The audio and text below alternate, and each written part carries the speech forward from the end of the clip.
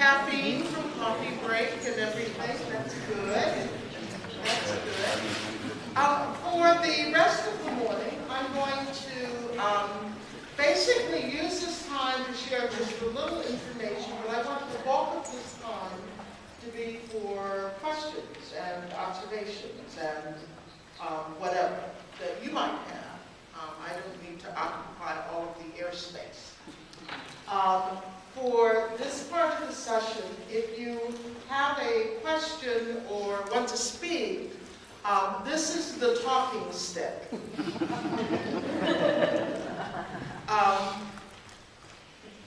Who would be willing to be the holder of the talking stick? That means someone who will transport it. If this were the U.S., I would say I need an Oprah.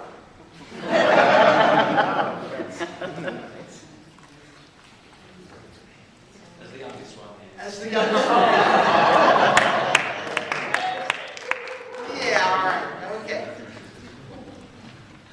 Earlier this morning, I used this slide, "Act Your Size to Be Strong," and talked about, and I'm just doing this to remind us where we've come, the elements of congregational life that need to be in congruence, which means compatible, working together, and in alignment with the church's type. The way that the pastor functions, how the pastor does the job of being pastor, the way the board functions, how the board fulfills its responsibilities as the fiduciary body, the content of worship, how you worship as a community must be congruent, the kind of facilities that you have, who you have on staff, and what kind of programming that you offer to people within the church and to people outside of the church. All must be in congruence and in alignment with the size type that you are in order for your church to be healthy. Do we have that concept? Okay. Some of you may know that the elders have been offering what we call a church size summit. We have offered those in various places in the U.S. over the last 2 years now. And I'm ready to take the show on the road and bring it to Europe. So I want to offer a full church size summit for the churches in Europe in 2012. This is something that churches will opt in to participate in. In order to participate, you will be asked to complete 6 surveys that are online. One that will be that you will need to arrange for your congregation members, the congregation, not just the members, but the people who come to church, to complete the congregational survey. There's a separate survey for the pastor, a separate survey for the board, a survey about your facilities, a survey about your stewardship of church finances, and a survey about the congregation's guiding documents. There's also a plethora of other documentation that participating churches need to submit in advance. And I will also ask to help me to know about your worship. I will also ask you to, if you have the capacity to record a service and maybe put it up on YouTube and send me the link. Just a typical service, not your special event, not your Pride service, not your Christmas service, but a standard weekly worship service. Then you can submit all of that to me by the date indicated. Not just submit it, don't hand it to me when I get here, by the date indicated. Because when I get all of that, I look at all of the survey results and read through all of the documentation and do a really thorough analysis of all of this. And in order to determine how, in what mode, in what type your church is functioning in each area, which will then reveal where there is lack of congruence and where things might be out of alignment in your church. And then I prepare written recommendations in each of those 6 areas.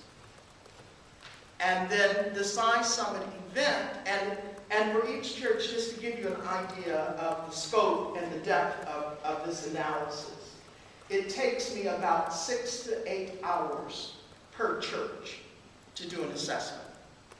So this is not a fluff piece. This is real in-depth analysis. The Size Summit event itself will be a review of some of what you have seen today,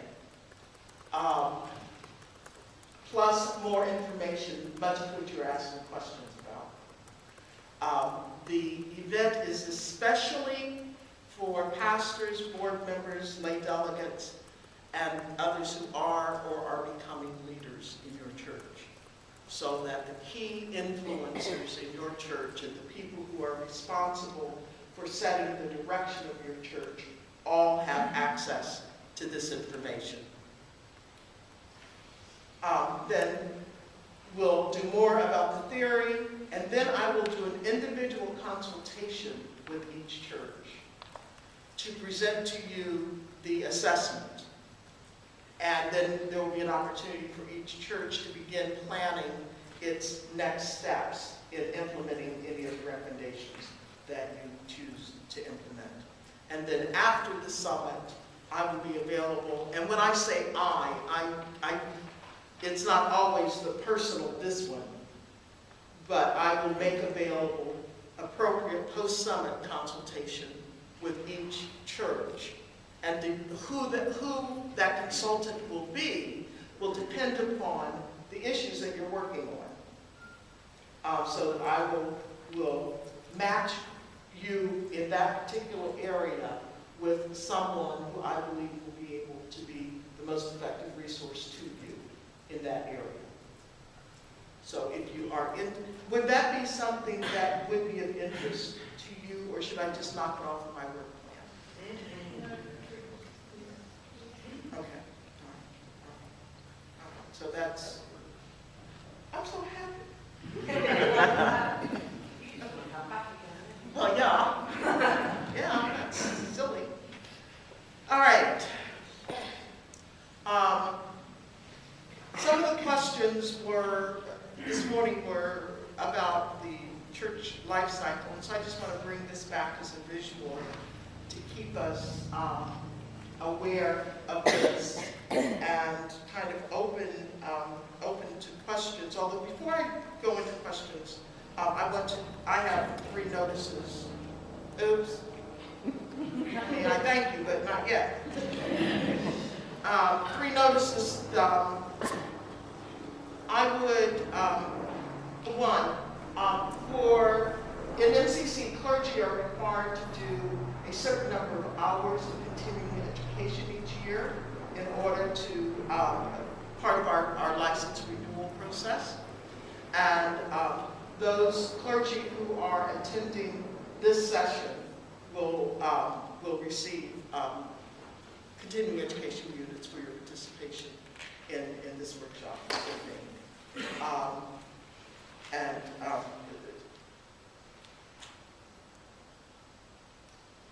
And so if you want to receive those CEUs for this, I'm having this funny look on my face because I don't think I was provided with the form.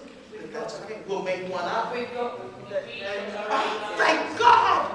Okay. I will sign it and we'll just be all set. Okay. And all of the workshops that we're granting continuing education units for all of the workshops that are being offered this weekend for clergy. So just know that.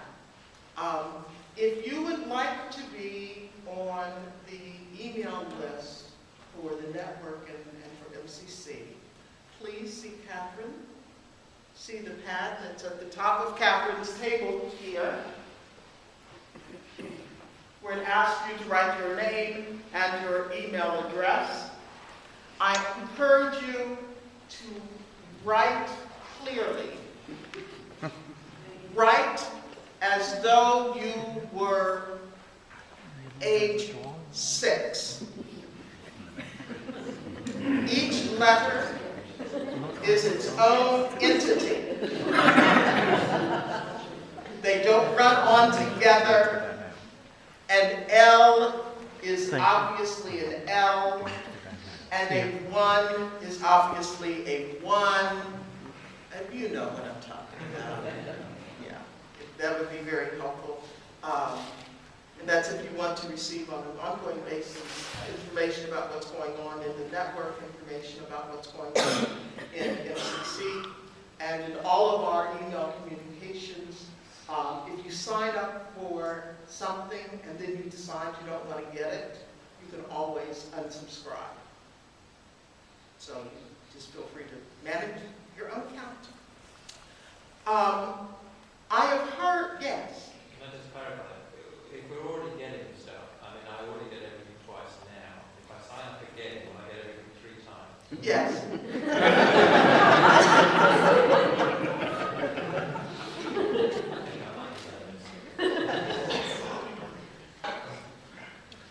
I get 5. Put it in context a little bit, yeah. But, you know, feel free to opt out, because it means that you appear on multiple lists, multiple segments of the list. So I know, we're working on that. I've heard conversations as I have moved throughout yesterday and today, people talking about starting new churches. And I'm so excited about that. And I want to invite everyone who has started a new church, is starting a new church, or is considering the possibility of one day starting a new church. Whether it's a parish extension or being started initially without the sponsorship of another existing church. If you're doing a home group in a new area with the thought that it might one day become a church. I'd like to talk with you, get you all together in one place and hear what you're doing and see how I might be able to support you in that. So if we can just gather after worship in that corner of the chapel. Yes? I'm sorry? There's no definitive end to worship tonight, so we will. Oh, there will be no definitive end to church planting. Could we gather on the second floor of the where we're all staying, of the hall? There is a lounge around close to room 201. If we can gather in there, not for very long, so that those who wish can still go to the bar. But that's the only time that I think would work for me. So if it will work for you, that would be a wonderful time. I really would welcome that conversation. That's it. Okay. So, questions? You've been ruminating. Baloo. Yes, I'm Baloo, MCC Cologne. My question would be, you mentioned that if churches decide to remain family-sized churches or small churches, one would have to accept it, which is, I should be able with that one. I thought so too, but carry on. And my question then would be, doesn't it contradict to some degree to what we have learned, that we should outreach and get the new message across to other people, the good message across to other people. Because I think some churches or some people might sort of, oh, we're feeling fine, we have a nice group, a nice social system, so we rather decide to be a small church. And I think that's not what churches are for. I understand and have great respect for that point of view. And I believe that there are some places where it is just not possible for the church to contain more people than it currently contains. It might be because the facility is too small. It might be because the church is located in an area where there is not a large population base. It might be because the church is in an area where the religious, spiritual culture of that particular area is one where people do not go to church, connect to church, feel relevant to church. And it might also be what I call the attitudinal reality, that the people who are currently in the church don't want anyone else to be in it. Could you please repeat the last sentence? Sometimes there is the demographic reality, the facility reality, the cultural area reality. There's also what I call an attitudinal reality, where the attitude of the people who are in the church is that they really, everyone is welcome as long as they don't stay.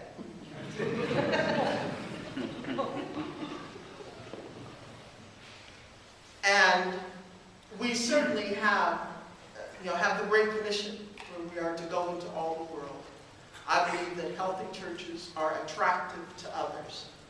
I believe that a result of being an attractive place is that others will want to become part of who we are. So I believe that all churches will grow. Some will grow by 1 and 2, some will grow by 20 or 30. And I am even more convinced that our churches need first to get healthy before they invite more people into their emergency rooms. Because we don't have the capacity to provide emergency services to everybody who comes. So I agree with you both. It's a long way around. I agree with you. Yes.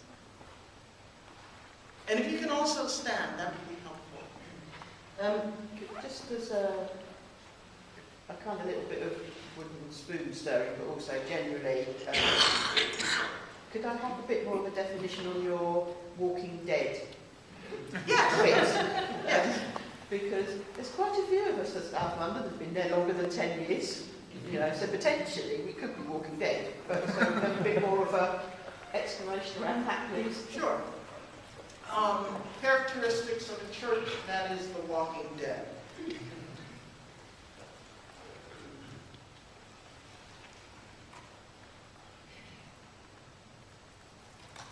We don't do that here. We've always done it that way. I don't know why they don't stay. We're wonderful. Well, why should I care about them? There are none of them here.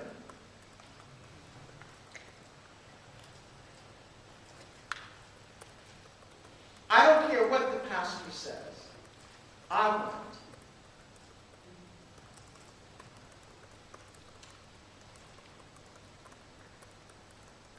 I've always been, this person has always been our lay delegate, always will be our lay delegate, and that's the way it is. No matter if anyone else in the church might want to have an opportunity to serve in that capacity. So you get rigid, you get stuck in multiple ruts.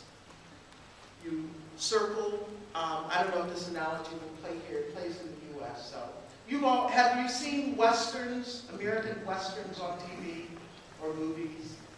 You know, where, you know, in the 1700 and new immigrants to the U.S. traveled by wagon train to the west of the U.S.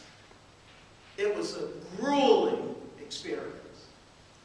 And at night, or when they thought they were in dangerous territory, they would circle their wagons and put a big bonfire in the middle, and it was a safe area because the wagons provided some protection. The food was prepared in the middle of the circle, and everything was self-contained, and people felt secure and safe. And so an Americanism is they are circling their wagons. They're doing everything that they can to keep others out for the sake of their safety, or what they perceive to be their safety. And so a church that is among the walking dead would have circled its wagons, protecting everything. Well, we can't. It's a church. When I get into sharing anecdotes or illustrations, please know I do not make this up. Real story, real unnamed MCC, somewhere in our world. Okay.